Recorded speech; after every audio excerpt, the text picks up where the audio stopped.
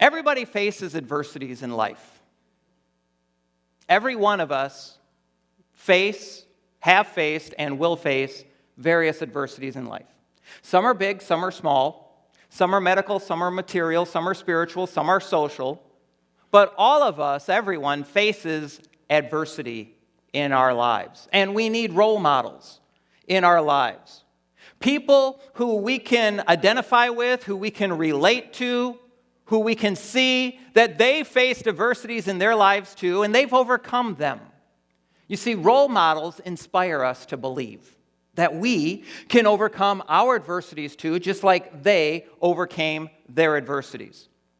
That's what the 16 superheroes of faith in Hebrews 11 are all about for us this morning and every day. I'm going to ask you to take your Bibles and turn them to Hebrews chapter 11.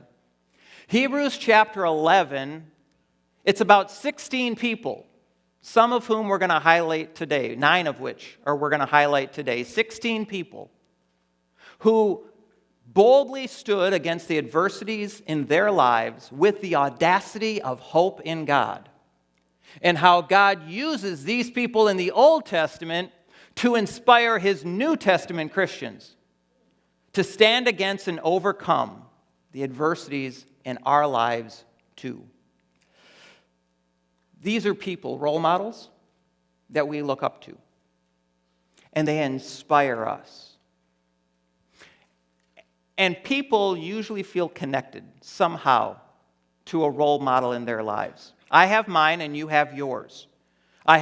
We probably had our childhood role models. I'm not going to tell you who mine were because they were pretty ridiculous, I think, looking back on it. But then over time, as you grow up and you mature, you have different role models in life. And the reason that they're your role model, the reason that they have your attention, the reason that they inspire you is because you feel a connection.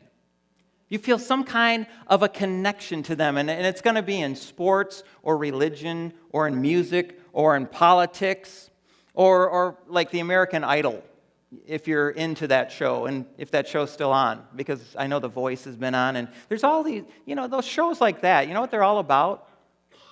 They're all about inspiration. Now, I'm not really a big fan of American Idol or The Voice.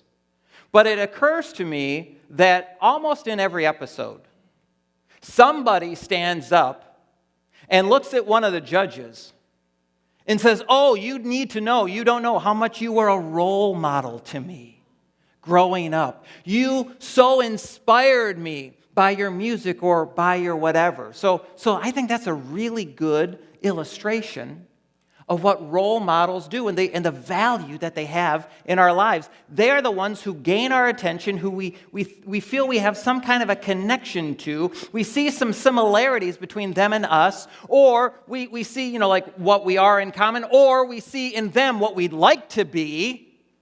And so then they inspire us to a greater thing than what's in our lives. They inspire us to something great or greater that's in our lives.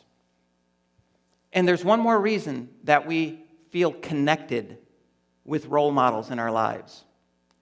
If you look closely, and maybe if you're a little bit like me, you'll notice they all have flaws. Now, this isn't about fault finding. It's about saying that all the superheroes in life, none of them are perfect. All of them have flaws. All of them have weaknesses. All of them have had fears that they needed to overcome in their lives. And that too is what brings us to Hebrews chapter 11 and that famed roll call of faith with these 16 very average, very ordinary people that you and I can identify with because we all have our weaknesses. We all have our faults. We all have our flaws, and we all have our fears. And it's that these 16 people in Hebrews 11, very average and ordinary, but used by God in extraordinary ways to overcome their adversities that they faced in life. And so we look up to them and we go, wow, if they could do it, then we could do it too. They inspire us. But they're all flawed superheroes. Flawed superheroes who make really good role models to us in life, because we can identify with them. We can identify with their lives, their humanity, if you will. You know, I love true stories. I love documentaries. And I love movies where the heroes are flawed, where they're not perfect. You know, I'm not a huge Superman fan. I like them.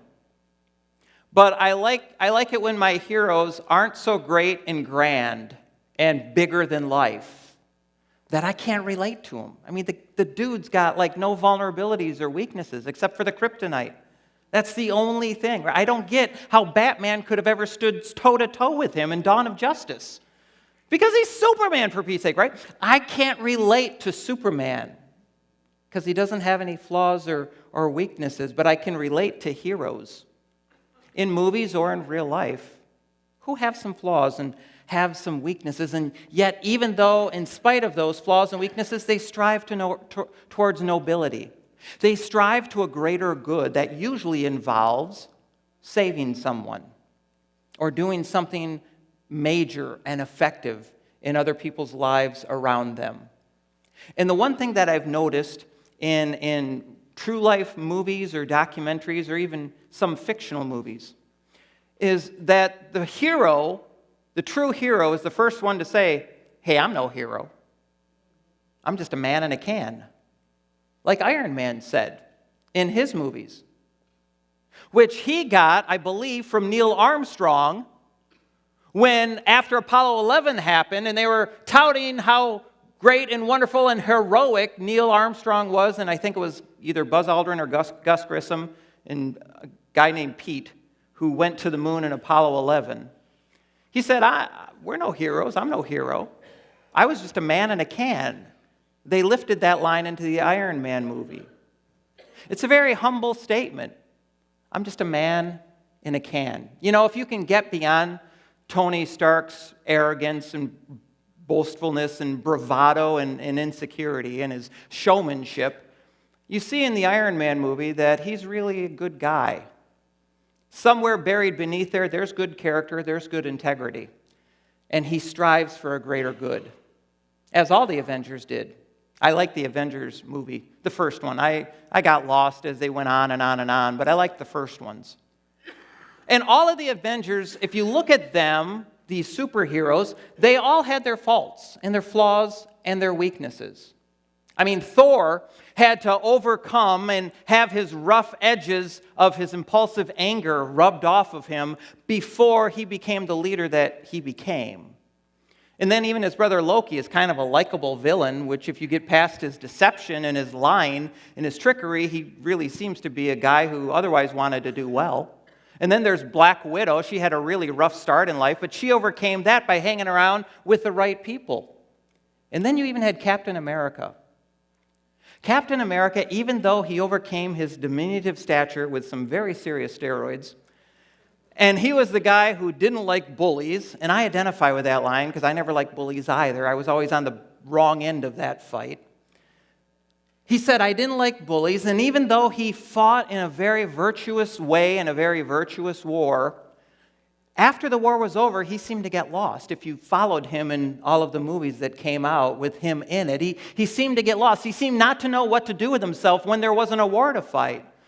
And by the time the movie Civil War came around, he seemed to have gotten his loyalties confused between two friends. His friend Bucky, who became a bad guy, and his friend Tony Stark. And so his loyalties and his friendship got confused between the two, and by the time that movie came around, that the good guy and the bad guy clarity was really confused and convoluted, which also shows the faults and the flaws of altruism. And if you don't know what altruism is, look it up later in the Bible, but you have to be careful with altruism. Yes, ask Joshua, going to movies with me is a ton of fun. Because on the way home, we go, now let's talk about the psychological profile of those heroes in that movie there.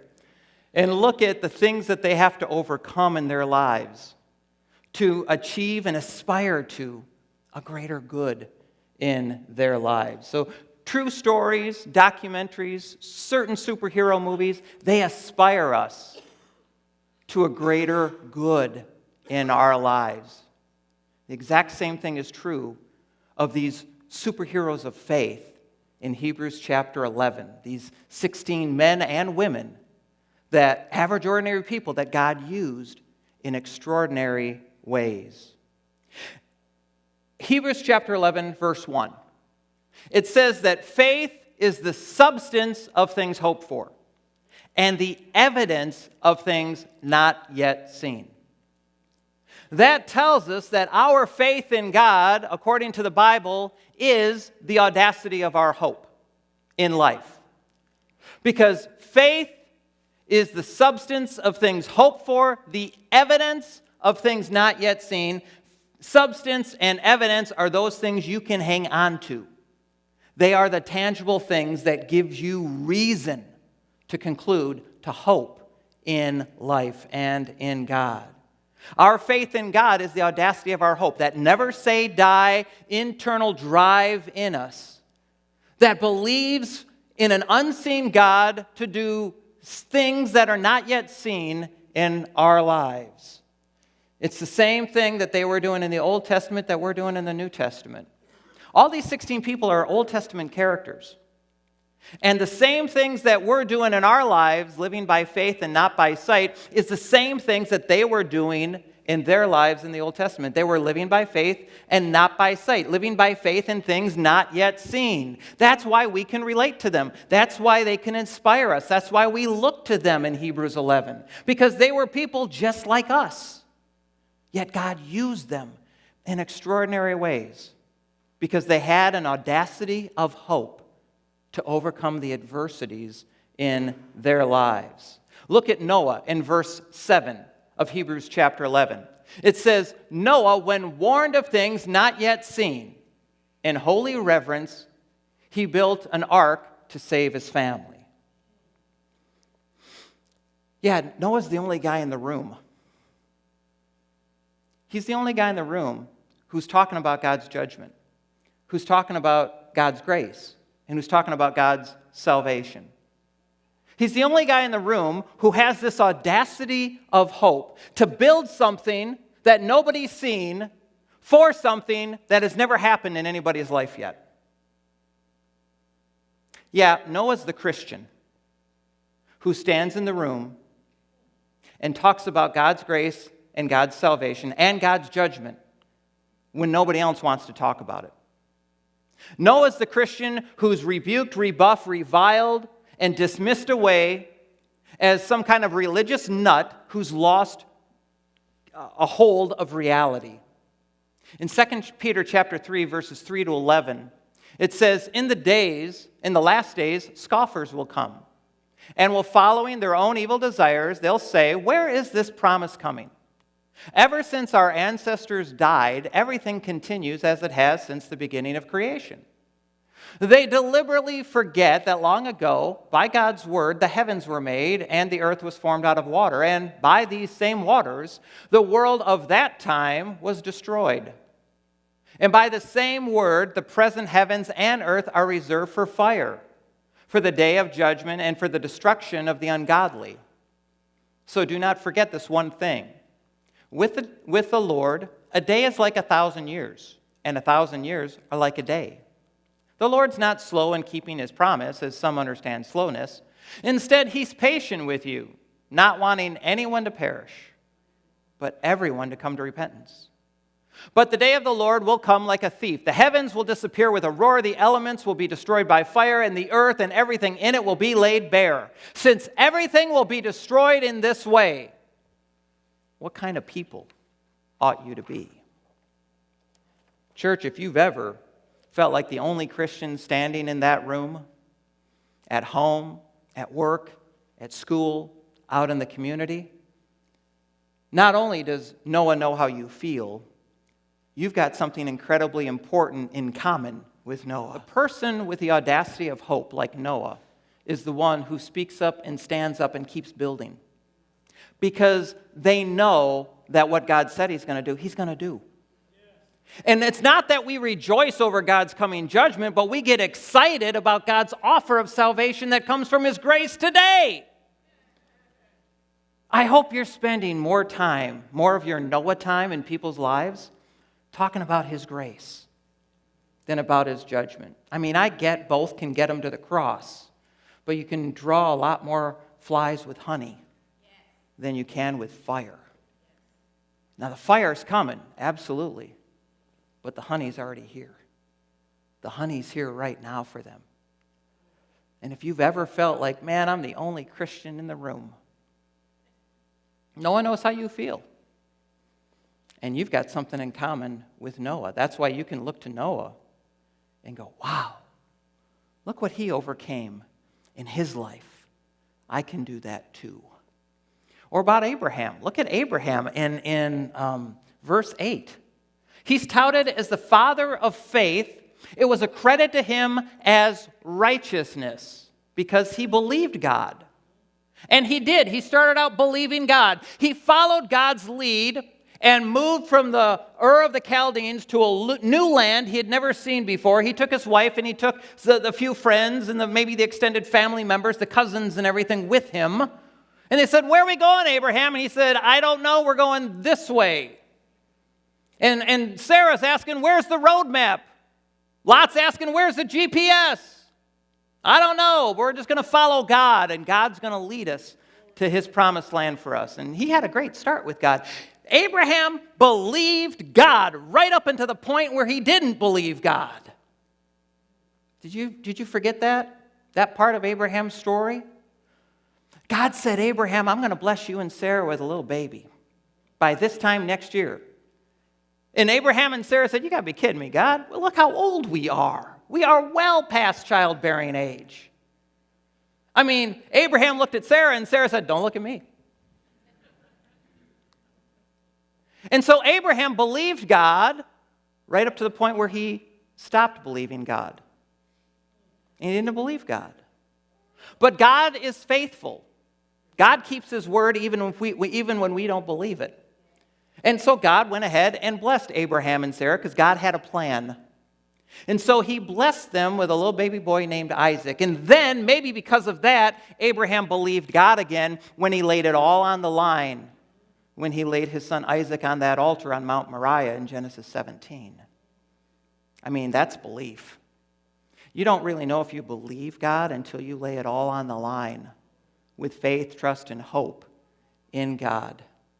I still believe that Abraham was hoping something else would happen, that he wouldn't have to sacrifice his one and only son. Yet, he so trusted God, he laid his son right on the line.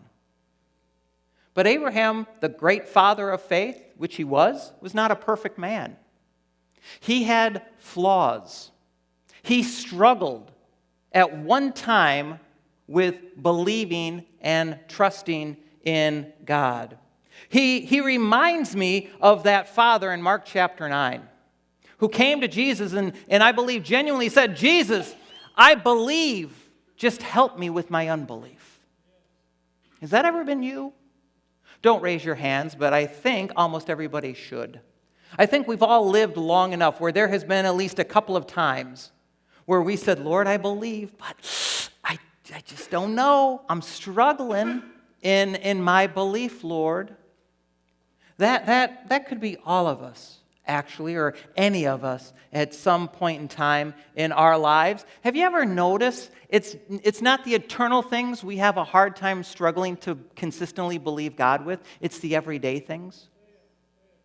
It's the things to say, I keep believing in you. I mean, I think all of us in this room would say, I believe I'm not going to hell. I believe I'm going to heaven when I die. And I believe all of us believe that. But it's the everyday things that I think sometimes we struggle to keep believing. My point is this. Has God ever laid something on your heart? Have you ever discovered something in His Word that He was speaking right into your life?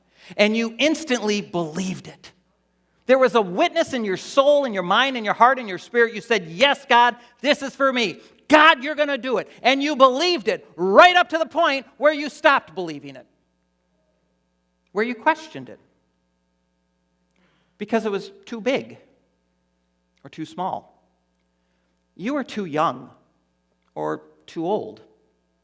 It was too this or it was too that. It just wasn't right. It didn't really fit. It's like I know what God said to me, but I just don't see how it's going to happen. Have you ever played Goldilocks and the Three Bears with God before?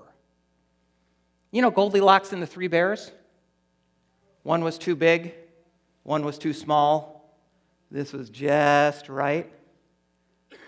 I often wondered what would happen if the wolf from Little Red Riding Hood would have showed up while Goldilocks is trying to pick out the right chair, the right bed, and the right food. Have you ever played Goldilocks with God? Oh, Lord, this one's too big. I just don't think so. Oh, Lord, this is much too small. You can't be into this. This is too small. And yet you never find the one that's just right. You see, the audacity of hope is whatever it is, however big it is or however small it is, the audacity of hope says, and that's just right. God's going to do what He told me He's going to do, and I'm going to continue to believe it. You see, these people in Hebrews chapter 11, all of them lived in the Old Testament. They were all average and ordinary people, just like you and me. Yet God did extraordinary things in their lives.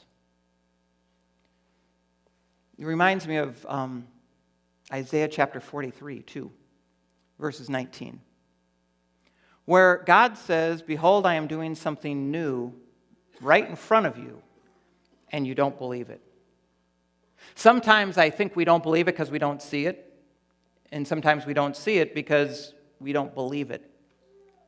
Sometimes I think we don't believe it because we look in the mirror and we go, well, it's just me. I'm just average. I'm just ordinary. Is that you? Is that what is got you hemmed up with fully believing that God's going to do what He said He's going to do because of your average and ordinariness? Don't forget, God uses average and ordinary people all the time in extraordinary ways in their lives. That's what these 16 people on the roll call of faith are to encourage us. And they're examples of this. And they're to inspire us that average and ordinary can aspire to extraordinary things when they're in God's hand and when God is using them. Our prayer then should be, God, help us see and believe and hope for what you said. It should be, God, give us eyes to see and a heart to believe and to hope in what you've said. In spite of the sicknesses or the sin or the situation or the circumstances or the problems with pain or whatever adversity there is, I still believe. That's the audacity of hope.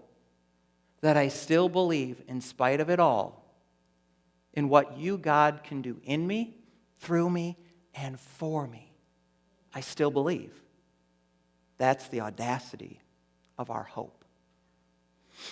Now, kind of in closing, I suppose, superheroes, whether fact or fiction, none of them are perfect. They're all flawed.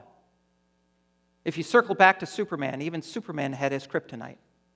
He wasn't a perfect being. Every one of them has flaws and weaknesses. And it occurs to me that every person on the roll call of faith also had their flaws and their weaknesses too, and God used them anyway. Which encourages me that if God can use them, He can use me too. And He can use you too. You see, superheroes of faith don't have to be perfect to be used by God. Superheroes of faith don't have to be perfect in order to be used by God. Why? Because our faith is not focused on ourselves or on our own abilities. Our faith, our trust, and our hope is focused on God, who God is, what God says, what God can do, and what His abilities are. That's the audacity of our hope. The rest of it is imperfection in our lives. But the only thing that's perfect in our lives is God. God is the only superhero who has no faults and has no flaws and has no weaknesses. That's why God is the only superhero. For us to be superheroes of faith is simply to put our faith, trust, and hope in God who is perfect. Will you be that this week in people's lives? In Jesus' name.